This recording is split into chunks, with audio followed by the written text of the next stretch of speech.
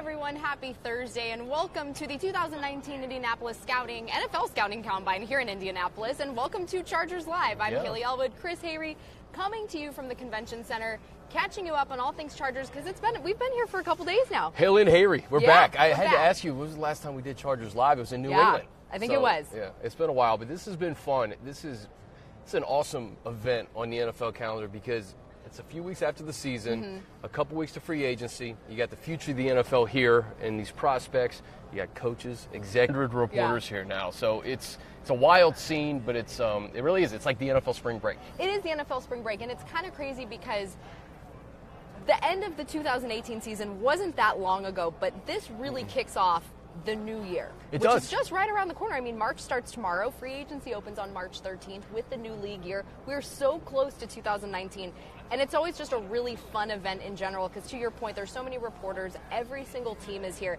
and it really gets you amped up for the next season. It does, and we got to hear from our guys. We did. Today, Coach Lynn and Tom Telesco spoke this morning. East Coast, I guess it was East Coast and West Coast time because it was early on the West Coast. It was 8 a.m. A little early, yes. Yeah, a little early. Yes. So you can catch. If you didn't catch it, you can catch it on Chargers.com.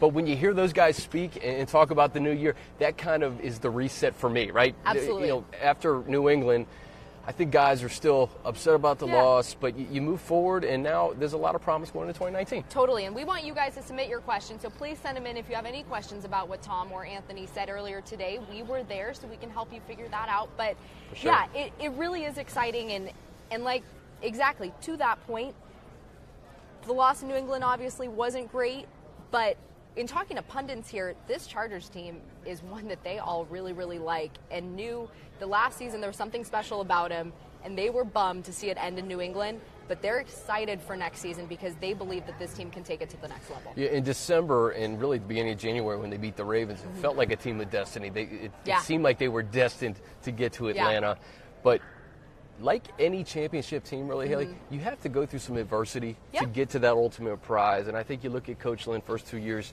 back-to-back winning seasons, 9-7, then you go 12-4, you win a playoff game. The trajectory of this team's going up.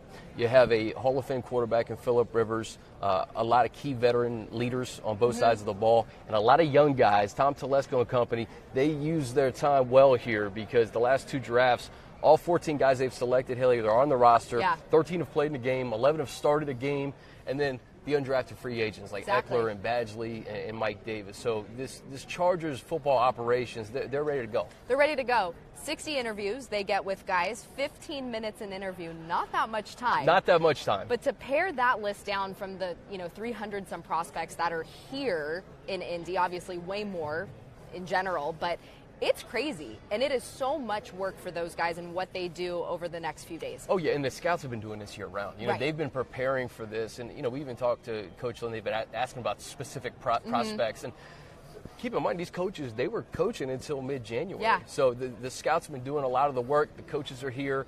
Everybody kind of resets here at the Combine, but they like to say the hay's in the barn in many respects because what these guys do on film is priority A in the evaluation process. Absolutely. So let's get to some questions.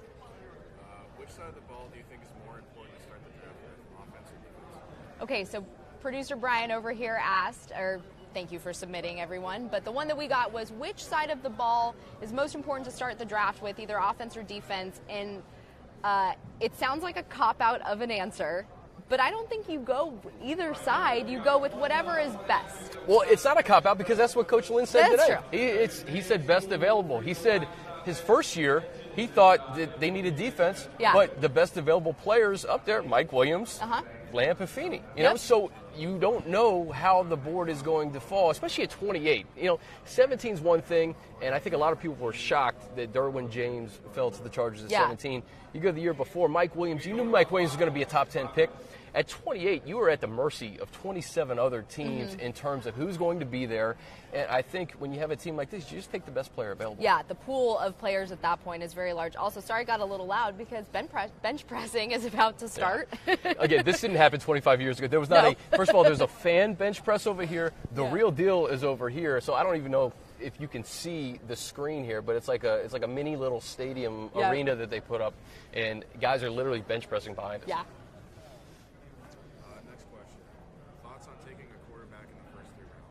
All right, next question is thoughts on taking a quarterback in the first 3 rounds. Look, Phillip Rivers is the guy for this team. He is not going anywhere.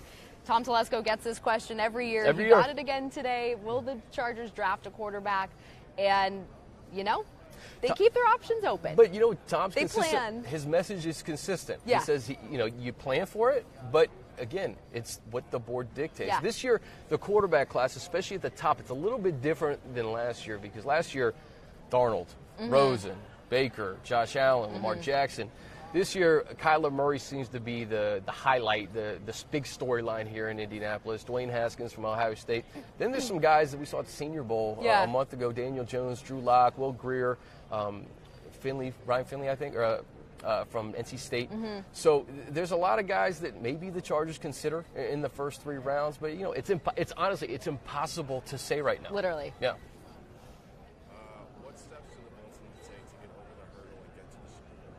All right, what steps do the Chargers need to take that next hurdle and get to the Super Bowl? And this is actually something that I talked with Adam Kaplan about today. And he really believes this team is so close, and he's very excited in 2019 about getting a fully healthy Hunter Henry back.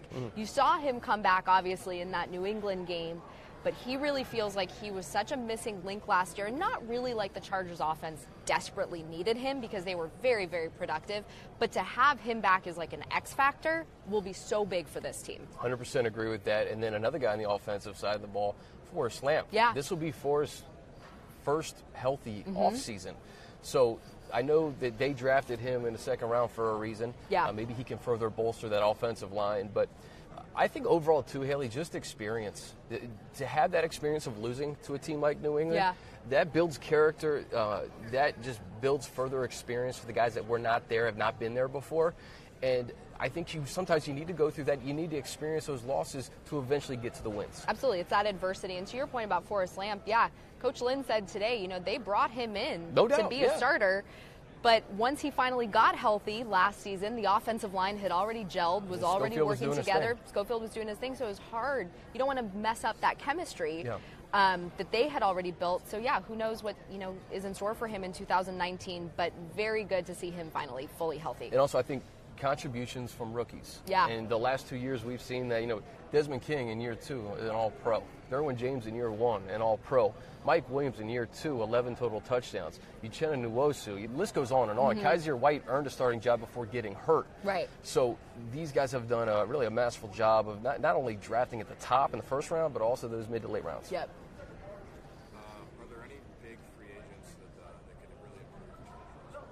Are there any big free agents that could really improve the Chargers? I think, you know, part of free agency is also looking at some of your own guys who are free agents. And the Chargers have a lot of impending, possibly, holes in the interior defensive line and also at linebacker. So do you re-sign a guy like Darius Philon? Do you re-sign a Denzel Perryman? Or do you look to free agency to maybe help bolster some of those areas and then ultimately also look in the draft? But Tom Telesco today said something to the effect of draft, develop, re-sign. And take care of your own. And I think one of the things this organization has done a really good job with is just being very selective in free agency, finding the right guy, finding the right fit for what they do. Case in point, Mike Pouncey, you bring in a Pro Bowler, and what he was able to do and help the run game with Eckler and Gordon and even Newsome and Justin Jackson. Casey Hayward a couple years ago. So being selective in free agency, when you draft well, you can be selective in free agency. Totally. You don't have to throw a ton of money at a guy who may not be the best fit. So it starts with taking care of your own and then just drafting your own. There's a lot of talent at linebacker and D tackle in this draft. Do you guys have any opinions on any of the prospects there? There's a lot of talent at linebacker and defensive tackle in this draft. Do we have an opinion on prospects? I will defer to you on this one. I think defensive tackle and linebacker, first of all, there's a couple of linebackers at the top. Devin White and Bush from Michigan, LSU and Michigan respectively. Who knows if those guys are going to be there at number 28. Again, you're at the mercy of the board. Daniel Jeremiah had, I think, Mac Wilson mocked to the Chargers in one of his mocks. First of all, these mocks are pure entertainment. Oh, okay. They are pure entertainment and speculation, and they're fun. It's a fun exercise for fans and us alike. You know, it's fun to kind of see where people have certain players mocked. But another guy that keeps getting mocked to the Chargers is Jerry Tillery from Notre Dame, defensive tackle. I actually spoke to Isaac Rochelle about him on our Backstage podcast. I'm like, do you know Jerry? He goes, I talked to Jerry yesterday, about 30 minutes. Give him some advice on the combine process. Who knows? So look for guys like that. I think there's a lot of positions that could be on the table at 28. Yep. All right, well, thank you guys so much for joining us out here on Chargers Live. They're about to get back to bench Good questions. pressing. Can you hear it? I hope you can hear it. We will not be. But thank you again for joining us. Thank you for submitting your questions, and have a great rest of your week.